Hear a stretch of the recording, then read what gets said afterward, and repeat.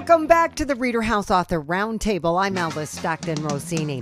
Coming up, find out how a child raised in foster care managed to beat all the odds of growing up to be successful. An elementary school teacher enlists his students to help write a mystery. A guy who wrote and rewrote his book at least 7 times before he finally succeeded at publishing. And find out how to tie in giveaways with your book signings. But first, Maria Lynn is a full-time student majoring in communications. She started writing about 10 years ago after she was able to pull herself out of an abusive and difficult home life. A life that not only forms the basis of her book entitled Honor Thy Father and Mother, but it has inspired a movement. Now, you say you literally couldn't write for a really long time. Because for a long time I was pretty illiterate. So after I was able to get some college under my belt and get more tools in my toolbox, I really found a lot of passion in writing. What do you mean you were illiterate? So I grew up in a very toxic dynamic where we were all homeschooled. I'm one of 8 children. And so probably until I was about 14, I couldn't even read. What? Yeah, and so when I was about 18, I decided to leave home because I knew that I wasn't going to be able to do anything as long as I was living at home. And so I decided to go out to live with my sister in Massachusetts, and they helped me get my high set. I just have a really quick question. If you're homeschooling, don't you have to prove to the state that they're actually learning something? So my parents were able to find ways to skip around that. Once a year, they have an evaluation for each child in the system where you basically have to show proof of what they've done. And my parents would just have us do just the material that we would need to prove and not anything else. So we would do 20 assignments in the entire year instead of, hundreds of assignments. Wow. Is this part of the secrets that begin to unravel in your book? Yes, that is definitely one of them. And it's mostly just about the normalization of abuse and neglect within the home. Their whole thought process was that they're Catholic and they take as many kids as God will give them. But at the end of the day, I don't know. I wouldn't have done the exact same thing that they had done. So what do we learn? You move out, you go to your sister's. What kinds of things do you have to overcome? A lot of, I guess, more of being isolated. I wasn't used to interacting with as many people. And I had absolutely no understanding of boundaries at all. That was probably my biggest struggle after I got out of the house, was understanding how to stand up for myself as well. So it was basically, as a child, we were learned to respect our elders, to honor thy father and mother, and to be obedient. In that we were never really able to, I guess, stand up for ourselves. That was always taught as being disrespectful and talking back. And so being able to stand up for myself in the real world, I had no idea how to do that. What other family secrets do we learn about? So we learn about my father's past and all the skeletons in his closet. And then it also talks about my uncles and my grandfather also involved in the same type of abusive behavior. And this all kind of comes to a head when I get a phone call from my brother telling me, oh, hey, our father has abused my children. Did he abuse his own? I am not sure. Personally, he didn't hurt me, but I cannot speak for my other siblings. Wow. So no wonder you started out as a psychology major in college. Is this part of the reason why? Yes, that was the major reason why I wanted to study psychology. Was I had a lot of questions, and for me, I need to know all of like every single answer to the questions that I have. And just being able to study psychology was able to give me, I guess, a lot of tools in my toolbox. Did you end up with a therapist? Yes, I'm going to therapy often, and we're able to we're still working on some stuff, but she's amazing. Is this book part of your healing process? I believe so, yes. I definitely think that some parts of it were difficult to go through just because a lot of these were firsthand traumatic experiences, and a lot of them I wanted to really show the raw emotion in those scenarios, and that part was, I guess, very liberating, but also difficult to get through. Yeah, so you had a pretty contentious relationship with your mom. Yes. Yeah. Is it just the way she was? Was she malicious in her intent, do you think? I'm not sure exactly. That's always been kind of a question that all of us have had. Yeah. Um, a lot of my siblings believe that she is more on the narcissist spectrum, Mm. and I can't label it because I'm not a professional, but I would definitely see her along those lines. Yeah. What's it like going out and talking about this book? In some ways, it's also liberating because I have never really been able to tell my side of the story. It's always been kind of under the rug. Nobody needs to know this.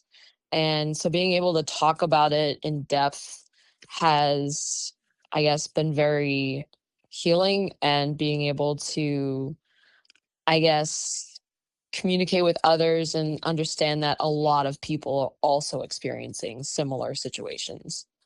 Soon I want to start promoting the movement that I talk about in my book, Justice for the Silenced. It basically uncovers the normalization of abuse within the home, and it helps people identify the abusive patterns that are within the home that people don't even understand is an issue. And it kind of helps people understand that it's not always black and white, and abuse is never okay in any sense. And so this book, I hope, will help kind of with the whole movement just kind of take off a little bit. What's the goal? My goal is to protect the innocence of as many children and as many adults as possible, and also educate. Right now, I'm planning, and which is why I'm also going back to school. I need to contact every single, law enforcement, teachers, social workers, especially the parents, anybody who has their hand in, raising children, or, you know, being that positive role model. I want to be able to go in and maybe give seminars and classes, workshops on how to battle this, preventative ways to basically protect the children within the home, because I believe it's over 75% of abuse happens within the home. So getting it out there and being able to communicate this in a way that a lot of people are going to listen. It's going to be interesting, but I'm trying to get a hold of as many different people as possible. And right now I have a couple of contacts with law enforcement and social workers. So I'm hoping that that will help kind of get the ball rolling. You have really found a purpose here, Yes. Maria. Yes. And I want this to be big. I want everybody to know about it. And it's not just about the book, it's also just about protecting the innocence of children, and also advocating for those who have been abused already. Well, I'm, honored to have you on the ReaderHouse Author Roundtable podcast. And, this is a place where you're basically announcing the beginning of something that could end up being your life's work. I am very excited. And, if my goal is also, like I said before, is to protect the innocence of children. And, I will spend the rest of my life doing that. Maria Lynn, author of Honor Thy Father and Mother. Thanks for joining us. Thank you so much for having me. Ernest Maine is a successful, hardworking, well-established, and grounded young man who beat the odds after growing up in foster care. He attempted to write his story several times before he was finally successful. Now, the name of your book is A Child Called Home, Volume 1. This had to be a difficult story to tell. Yes, it was. And also, kind of going a little undiagnosed the majority of my life. And, with each downfall in my life, realizing more things about myself to help me grow. And then eventually, when something else happened in my life that made me, kind of restart my life all over again for the last time.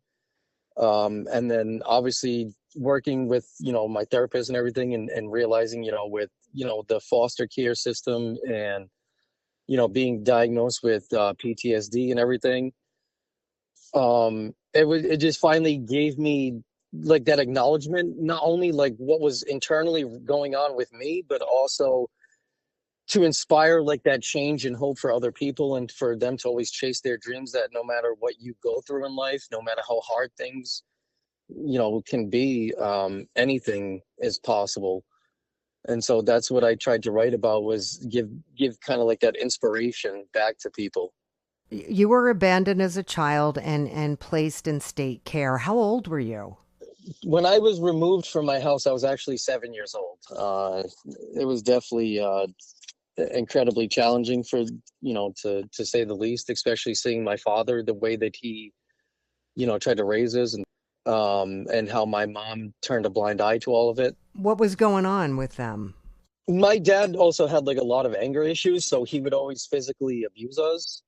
Did people alert the authorities? Yeah, it was actually my sisters. In real life, my sisters alerted the authorities. They were also the ones that were always acting out and lashing out with their own anger and skipping school and doing all these things. And so the state actually got involved, and that's when they saw it firsthand. I can't even imagine being a 7-year-old kid in foster care. What's that like? For the longest time, I tried to find the words for it internally. To least to say, it was definitely defeating. It was incredibly scary, lost. And then you start to create like these patterns where like you don't trust anyone ever. You don't want to ever open up. And so like you start to learn how to just shut down and to just fit into different groups of people just to kind of survive.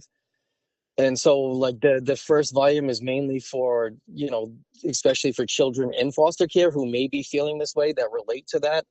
It's kind of indescribable at times. It's kind of hard to describe how you feel internally, and you just feel incredibly lost. And for me in that moment, the only thing I wanted to do was just to go back home.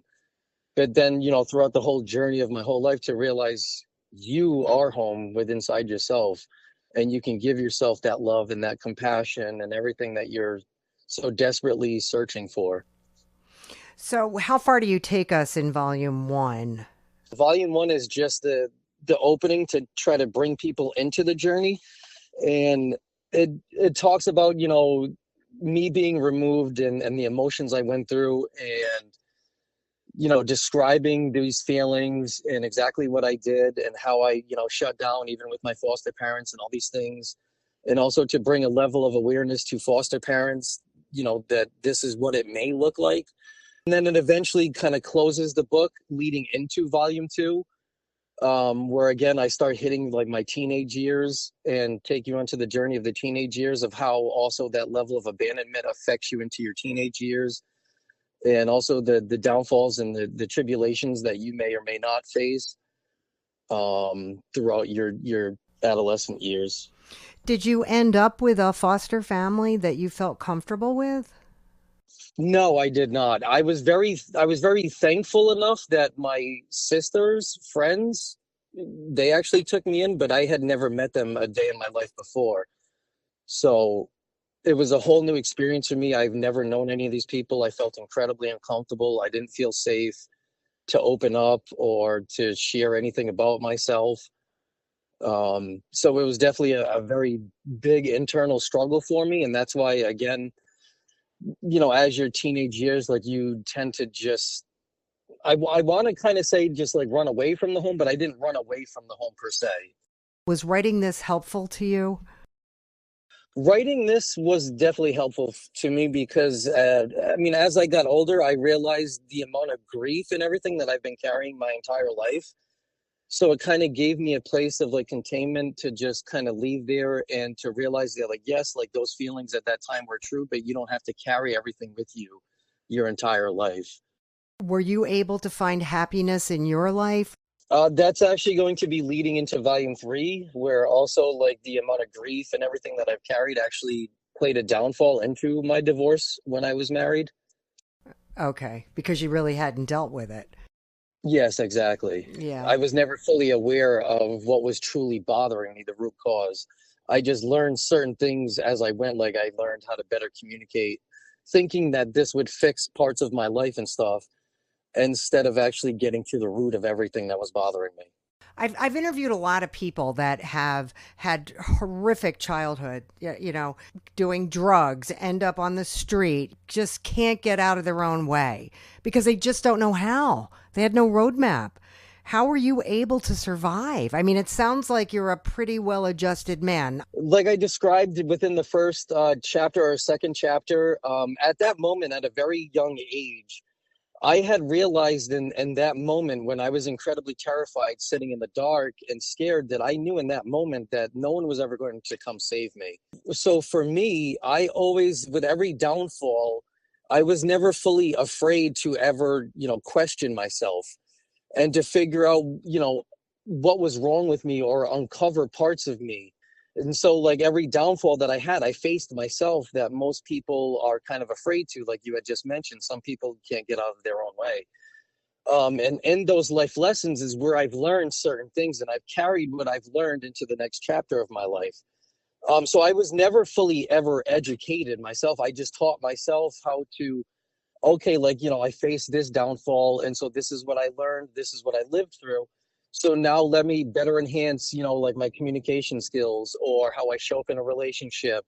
Or, okay, like I have anger issues. Let me figure out ways on how I can better my anger and control that. And then by the time, obviously into my adult life, I've been very well with that. And so then when I took psychology classes, I had already lived through all of it. So psychology to me comes incredibly naturally because I was able to question myself and overcome and learn and grow from those obstacles instead of accepting that pain and then living with that pain my entire life. I've learned to work through that. Did you mind me asking how old you are? I'm 36 now. You are a young man to have overcome so much. And this is why I tried to create that book, to show people, that level of inspiration, that no matter what you have gone through, like for one, it's okay that you have gone through it, but it doesn't define who you are or who you're meant to be. Now, people know that you wrote this book. So a lot of people do know that I have written it. It has been purchased quite a bit already since it has came out.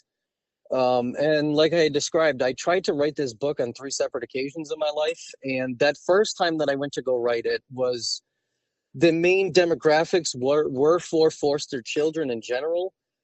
But then again, it didn't feel right at that time in my life. And then obviously, I went through a bunch of other hurdles and downfalls. And then I joined the military and I felt like I finally found a family and a home.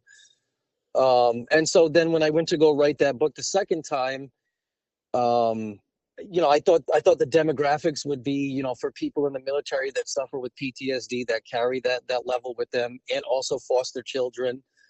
But then, throughout the course of my many failed relationships, because of myself and also because of other factors that contributed to it, the third time I thought maybe it would be, for people, about relationship problems and also the military and also foster children.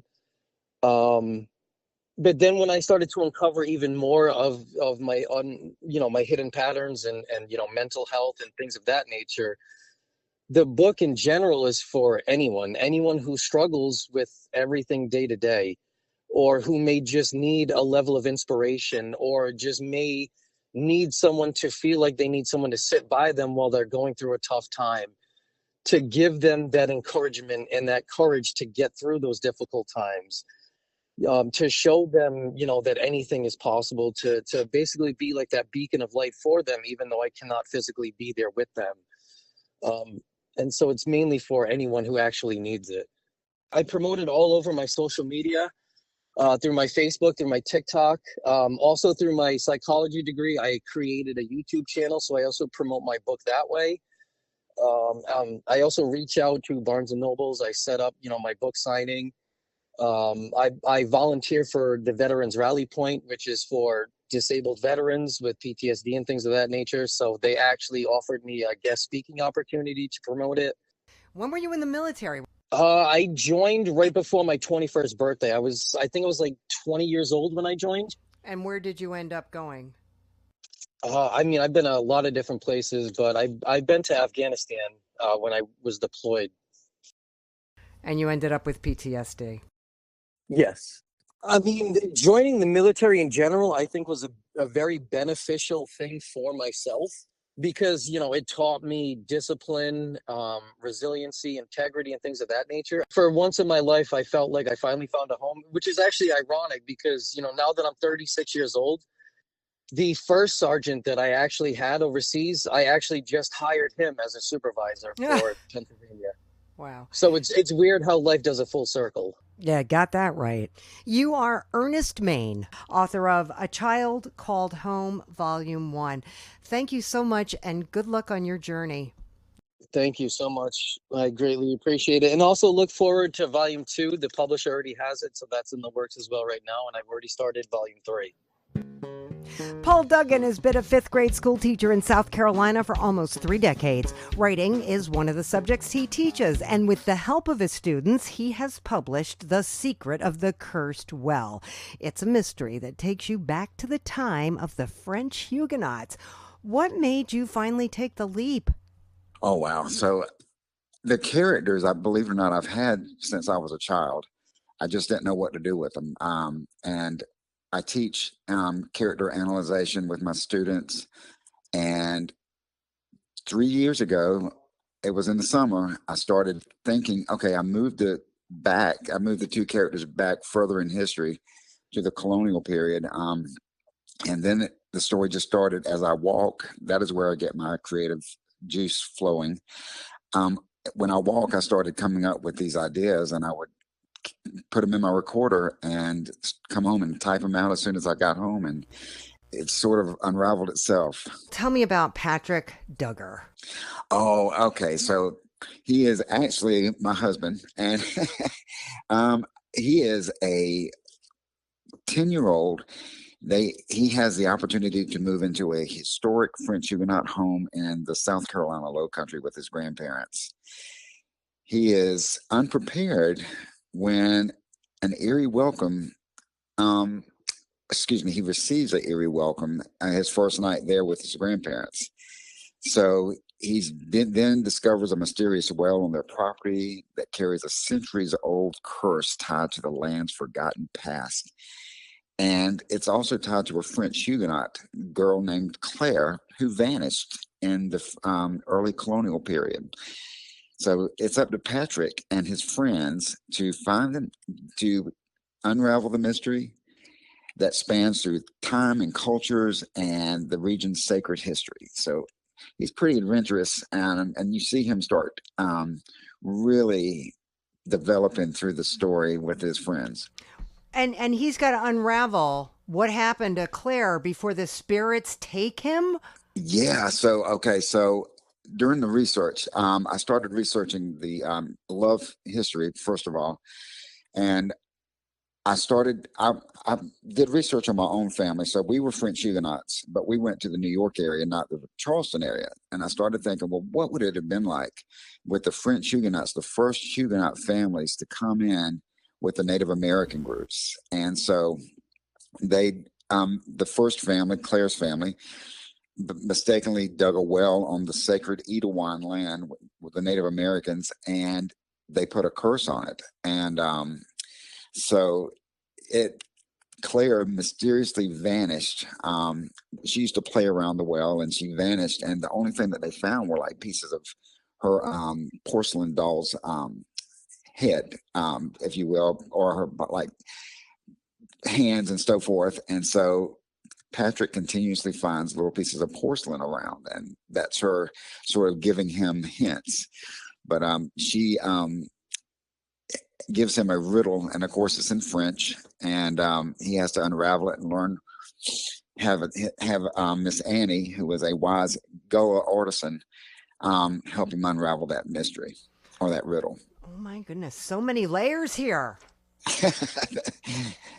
I tell you, I love a good mystery. And, growing up, like I said, when I moved to Charleston, that's all it had. It's just saturated with history and the ghost walks, and they can ignite a story in a minute. So I love that stuff. Yeah.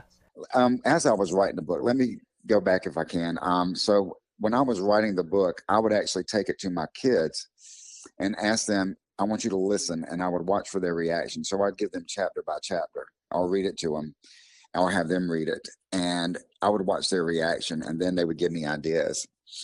And I can remember when the book actually was published, I remember walking down to, they're now fifth graders, but walking down to their classroom, and I had it behind my back, and I said, guess what we did? And I held up the book, and it was the coolest thing. They started yelling, Dr. Duggan, Dr. Duggan, and just, they gave me a big old hug, and it's just that we celebrated the book that way. So the kids were with you throughout this process. Yes, and I do that with all my manuscripts. I test it on them to see, their reaction, to see if it's, if they don't react, I'm like, oh, I got to change that, or they give me revision ideas as well. So there's more coming. Well, I really, they've asked me, my students want me to make it a series. And, right now I'm trying to get ideas for Patrick and his friends, Maria and Bill. But, I've got several. I got 3 picture books and 1 fantasy novel, middle level, the same age group, I'm working on diligently. There's one called Manuel's a Frienda that talks about, we lost our cat, Manuel. He was 20 years old, but friends of mine, I tell you, but the coolest thing is a friend of mine, they introduced us to the Ofrenda, Day of the Dead, and it was a way to celebrate his life and Manuel's life. And we do that around Day of the Dead. We put Manuel, we have an Ofrenda with Manuel, and it's a story that sort of goes through losing a pet, and then also, but recovering through a Ofrenda and remembering the best. So outside of your own students, are you doing author signings? Yeah. So right now I'm going out to the public libraries around the area. I'm looking at Barnes & Noble and talking with them now. Also the schools, reaching out to the different schools in my district to do book talks and author talks like that, and to encourage students to write. Just get a writer's notebook and write down any idea that you have, because you never know when a story can blossom from it. Paul, that's wonderful. And you're so lucky you're a teacher and you have a district available to you, and your audience is available to you. People Yes, write ma'am. books, for kids, and it's so hard to get into a school system. You can't just be like a mom or a dad. Oh, I wrote a book, and just get into the school system. So you've got, you've got a good well, got a deep well there, Paul. Not cursed though. No, not cursed, not cursed. Paul Duggan, author of The Secret of the Cursed Well, a South Carolina mystery. Thank you so much. It was a pleasure to meet you. Thank you for this opportunity. I really appreciate it. Nobody knows writing is rewriting better than Jim Graham. He started and trashed his book several times before he settled on the final draft. He thanks his English teacher for helping him develop a love of literature, and now he's accomplished a lifelong goal with the publication of The Door. Now, Jim, is your main character, Marine Kyle Kelly, based on your life in the service? The PTSD and the situations that he talks about in the book, they're real. That really happened. How long were you in Afghanistan? Well, I was in Kuwait, and so I changed it to Afghanistan for the book. But I got deployed to Kuwait in 1991. So okay, I was there for 10 months we fought our way through the desert and then cleared the city of Kuwait. And then it's not really publicized, but if you look up the Highway of Death, where Highway 80 runs from Kuwait City up to Iraq, and man, our planes and helicopters killed everybody on that highway. And so we spent a solid month clearing bodies off that highway. So it was pretty terrible. Yeah, it was pretty terrible. No wonder you have PTSD. Yeah. I'm glad I did it. I'm proud that I was a Marine. It was worth it in the end. Your character is struggling to find meaning after war. Yes. And that happens when he meets Carly. Yes. So I had a dream. This is based on a dream. I just couldn't get it out of my head. So my girlfriend, she had some terrible relationships in her past, and I had this dream that I was inserted into her past, and I was trying to convince her not to see this guy that she was seeing, because I knew the end result and I knew how terrible it was going to be for her. He was, terribly abusive, and and she is like, why are you, I don't know you. And so that's what it was, and it was very frustrating for me. And so that is what this book was based on, is a dream I just couldn't get out of my head.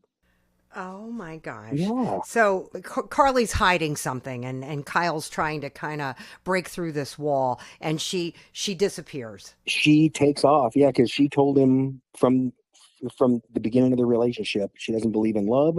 She doesn't want that word brought up. And so he kind of pushes her and says, I need more than you're giving me. And she just takes off and disappears. And so, he is this, it's only family known. It's in the house that he grew up in, and it's called The Door. And the reason I spelled it in the book the way it's spelled on the cover is it's short for the do-over. So it's capital D-O, capital O-R. Yeah, capital D, small o, capital O, small r. And it stands for the do-over. And it's only known in his family that you get to go back one time to try and fix something that in your life or in someone else's life. And but it has never worked out. And once you go back, there is no going forward. You live that timeline. You go back and you are there, and you're stuck moving forward in that timeline. And it just, and the people in your present will never know you like they knew you in your present time, because things will change. And his dad is telling him, you remember your uncle, you remember what happened to him. And there's not a specifics in it, but he's telling him this, you can't make her love you. This never works out the way you think it's going to. But he steps back anyway. He never thought he would use it, but he decides he's going to try and fix the tragedy that befell her. And he doesn't even know what it is. He just has a gist of when it occurred, a basic idea of when it occurred, but he doesn't know what occurred. So we find out what occurred. Yes, you find out through the book what it was that occurred. And we learn that some people will do anything for love. That's right. That is what the book is about. It's less about time travel, very, very small portion of it, and more about just answering that question. Would you change something regardless of the consequences? Would you go back and try? So how are people responding to it? Well, so, the people that have read it, that have reached out to me, absolutely love it. They're not happy. They're, not happy with the ending. They have been less than impressed with that, but they love it. They love the way it was written. They have reached out to me and said, God, this was just amazing.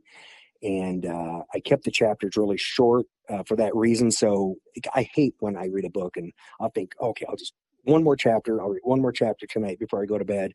And it's like 30 pages, and I was like, oh, yeah. So I kept them very short for that reason. But what I've found out is that once you get a book out there, it's about marketing. And I hired a publicist, and so he's working on it. Because the way the algorithms work, like on Amazon, is if there's not reviews, it's invisible. What are you doing locally? I've been pushing it on social media, and I've given several copies away And I've reached out to some of the indie bookstores here and brought a copy to them. And I should go to the library. That should be my next stop, is go to a couple libraries here and talk to them. I've got a couple more podcasts that I'm signed up to be featured on. And then there's a digital book club that just reached out to me and said, hey, we'd like to feature your book. How did she find out about it? Just through TikTok. Are you doing TikTok videos? I have done TikTok videos, yes. So I've got several out there. Tell me about your TikTok videos. Well, I've got a couple that the publicist has made some like covers, and I put some music behind them, and I put those out there. I put a QR code that he made that's on there, and then I've got one video where I'm going local here, where I'm stopping, people, because these are supposed to be funny. This type of video is where I found a guy sitting on a bus bench, and he was drinking Four Loko. And so I'm like, hey man, make a video with me and tell me how awesome the door is. And I'm holding the book, and I'll pay you $20. And so he did. He starts off and he says, I read the door, and but I've been drinking whiskey. I said, well, did it help you with your drinking problem? He goes, yes, it did. And so I'm starting to do some of that around locally here. So, and then I just put one out. It says, this is how it feels to read the door. And I put some music behind it, and I put a bunch of pictures up that would be kind of related to how the story flows. And so that's kind of what I'm doing. You are Jim Graham, Yep. author of The Door. Yes. Thanks so much for talking to me. Hey, thanks for the call. Infection preventionist, baker, painter, former owner of a haunted house, and now author. Nancy Brown wasn't sure she had the confidence to publish her supernatural thriller until you say your opinionated granddaughter got a look at it. It is entitled The Dark Spot. I was working on it. I left it open, and my granddaughter was reading it, and then she comes after she was done with it. She was like, Mima, you've got to publish this. She goes, this is really good. And I'm like, wow. I go, you're sarcastic about everything, and I'm like, you don't like anything. And she goes, but I know, but I really like this. And I'm like, oh, okay. So what's the backstory on The Dark Spot? I've always been kind of open to the supernatural. I believe in ghosts and things, and, anything is possible. And my brother had passed away, and I told my sister, I said, I really like to have his rocker. Do you think, I can take it? And she goes, well, I don't know. We were arguing about it. And all of a sudden, we were standing there and we're arguing about this stupid chair. And I looked over, and it started rocking all by itself. There's no air, no wind, no windows. It wasn't even sitting by a window, and it started rocking. And then then something kind of similar to happened to me when my mom passed away. And I said, I love you. And the one of the lights just came on.